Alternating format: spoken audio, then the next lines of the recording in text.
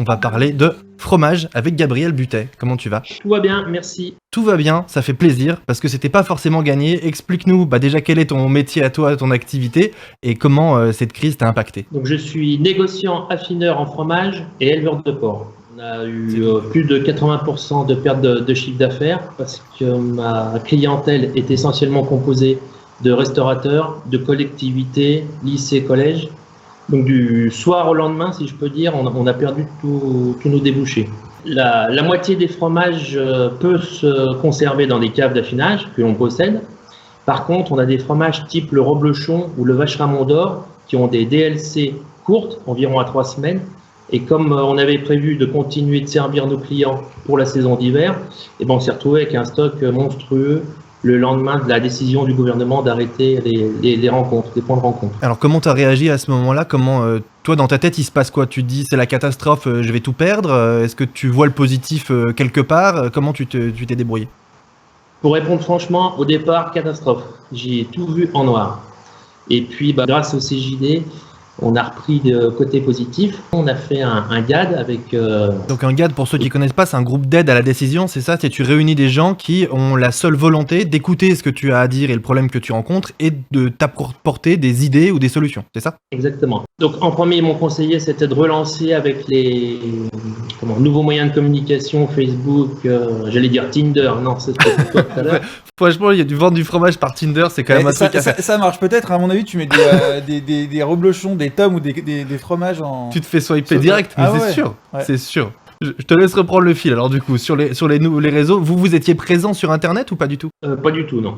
On a juste une page de publicité, mais pas assez présente. Donc on a relancé ce système-là.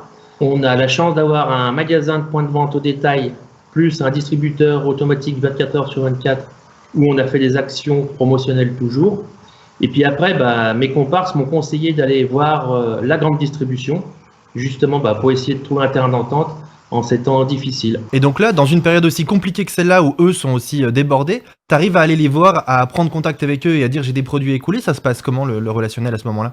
C'est pas évident de rentrer parce qu'on arrive un petit peu comme un cheveu sur la soupe et ils nous ont pas attendus. Par contre, on va dire sur 10 contacts pris, la moitié a pu me prendre de la marchandise. Donc je vois qu'à l'heure actuelle, ils sont ouverts d'esprit et on est là pour avancer tous dans le même chemin parce qu'un jour ou l'autre, ils se rendent bien compte que peut-être on aurait du commerce à faire ensemble. Est-ce que dans ta tête, c'est voué à durer ça? Quand l'activité reprend normalement, on l'espère le plus tôt possible, est-ce que tu te dis je vais continuer ces collaborations-là? Franchement, oui, je pense que je vais aller dans ce sens-là. Parce que si jamais on a une autre crise sanitaire, je pense content d'avoir des clients de grande surface. Et surtout pour supporter nos agriculteurs qui fabriquent du fromage tout le temps. Parce qu'on ne peut pas arrêter de traire les vaches. On a parlé de la grande surface, j'ai vu que tu avais mis en place aussi une application qui s'appelle Too Good To Go.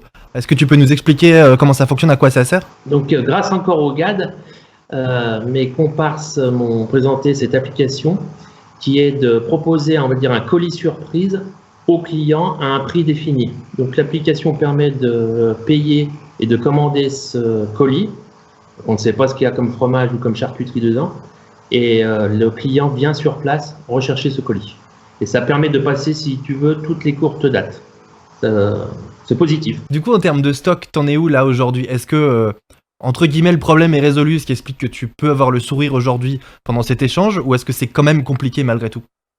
Non, c'est quand même compliqué parce que, comme je leur précise, les agriculteurs fabriquent toujours du fromage. On a toujours du fromage qui rentre tous les jours dans nos stocks parce qu'on ne peut pas les abandonner non plus du jour au lendemain. On essaye de trouver des solutions. Donc on va continuer tout ce qu'on a mis en place. Par contre, on prend les choses du côté positif, quoi.